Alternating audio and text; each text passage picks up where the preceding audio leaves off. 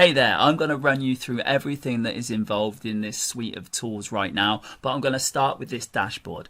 Now the dashboard is like a quick post kind of area. It saves you having to copy and paste into various different networks with the same thing. So what you can do is you can actually choose what you want the post type to be, so post, image or video, and then you can choose what social media you want it to post to instantaneously. Now be aware, a bit of common sense is needed here. Certain things can't be posted on certain networks. For example, Instagram only allows pictures.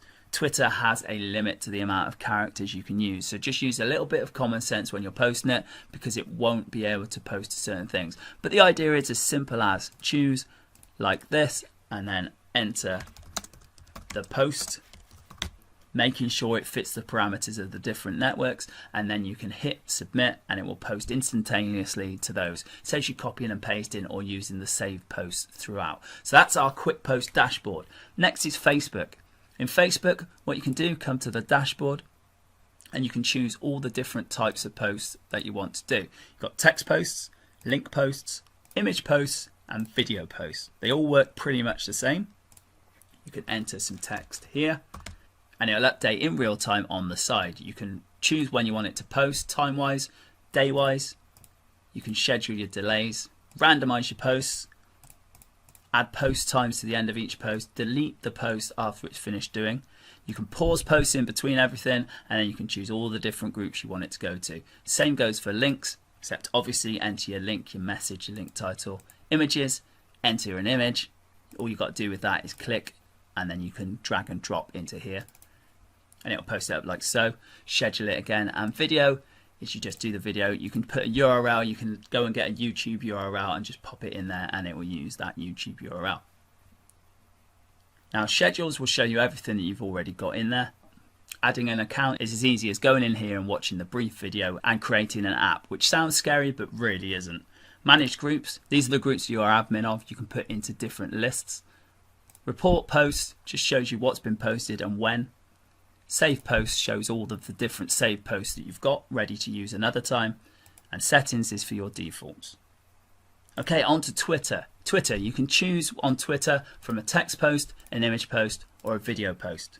Be aware that there's 140 characters limit, but the same applies. So you put your text in here, then you choose a time and a date, a delay if you want it, whether you want to randomize the posts, delete after finish, auto pause posts so you can stack them up. You can have loads go in and you can say after every 3 posts, I want to wait 60 minutes before I do the next ones.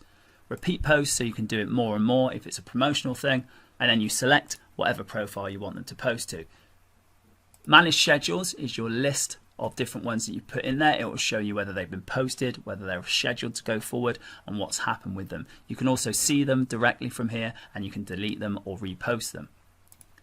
You can have multiple accounts. I've just got the one in here at the moment, but you can have more and more accounts, so you can randomize, you can have different niches, you could have different kind of followers on each one and choose which ones you want to post what sort of status to. Report posts will show you what's been put where, what day, what status and what type of completeness, so you can see exactly what's working for you, what sort of times of day you do it. Save posts will show you everything that you've saved, so you can input a lot of different Twitter posts in one go and have them here ready to use elsewhere. You can also delete them from here if you wanted to, like so. Settings is just the default for Twitter. When you connect it, it will fill in these two automatically. Don't worry about those. So it's just the posting options that you need to do if you want them as a different default. Okay, the LinkedIn dashboard. Same sort of thing, but you can only do a link on this one. So you would put your link in here, you would put your message in here, your title, your link description, your picture URL if you want to add a picture to it as well, and then you can schedule it like all the others. So you've got your time, your date, your delay, randomize, delete it, auto pause post after a certain amount, repeat them if you want to, and then hit save post or publish post depending on what you want to do with it. Again, you can have multiple accounts, so you can choose what you want it to post to. The schedules list will show you everything you've got that's already been posted or anything you've got coming up. You can repost them, cancel them, you can delete them, you can delete every single one of them. Linking your account is really easy. You just have to go in here and click to authorize it. It'll do all the hard work for you and it'll be linked up in a couple of seconds tops. Report posts is where you can see what you've been doing, what sort of things status wise, completeness wise, and by day. Save post is where you can see all the posts you've saved but not actually published yet, and you can use them at a later date. And settings is your default. Now again with this, LinkedIn app key and the app secret have been done for you when you link up your account. You don't have to do that. Posting options is just your default delay and the minimum delay that you want to do, and hit update. Pinterest obviously only lets you do images, so there's only the one type you can do here.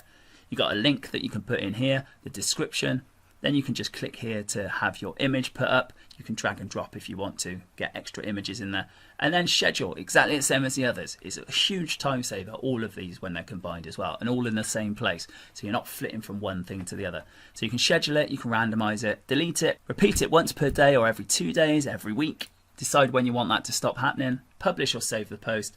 You can choose your different boards in this case as to where you want it to post to. Schedules will show you everything you've done and everything you're going to do. You can also hit delete all or anything like that if you wanted to, just like so. Pinterest account is very easy to link up as well. Just come in here if you haven't already and it will walk you through it. Not a problem, very simple. Managing the boards. Now here you can add different lists of boards, so you can group different boards together to post to if you wanted to. Report posts means that you can see what days you've been doing it, what status and what completeness they are. This way you can see that everything's working how it should.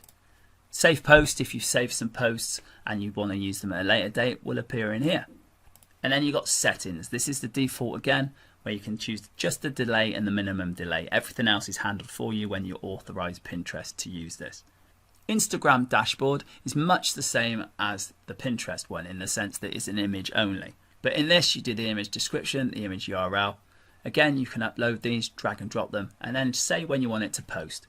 This is really cool though, because normally you'd need your mobile, you'd need to be taking pictures from that. Whereas with this, you can do it from your computer. It means you can really think about what you want to do and have a proper kind of campaign going on in Instagram. You can randomize them, you can delete them, you can auto pause the posts after so many if you've got them all stacked up, and you can repeat posts and put them to whatever account you want.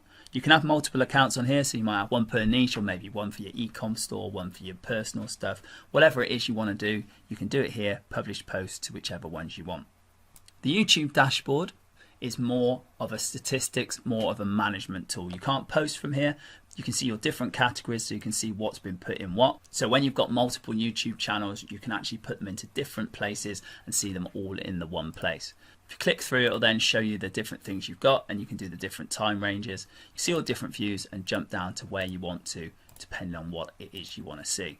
For you stats junkies out there, this one's really, really cool. In Manage Channel, you can list your channels, you can add new channels, and you can add new categories depending on what it is you want to put them into. The category is something you decide on. It's not tied into YouTube or anything like that. So you can have your e-com ones, your marketing ones, your social ones, your game ones, whatever it is that you need to do. And then you can add your new channels into them to have them all in one place. So as you can see, this is powerful stuff, very time saving, very cool, and it's got everything in the one place for you so that you don't have to go anywhere else to deal with all of your social aspects. Real big time saver and laid out so it's nice and easy to use, and you can get everything scheduled in and you don't have to be stuck on your keyboard all the time, but still look very, very active across all of your different accounts.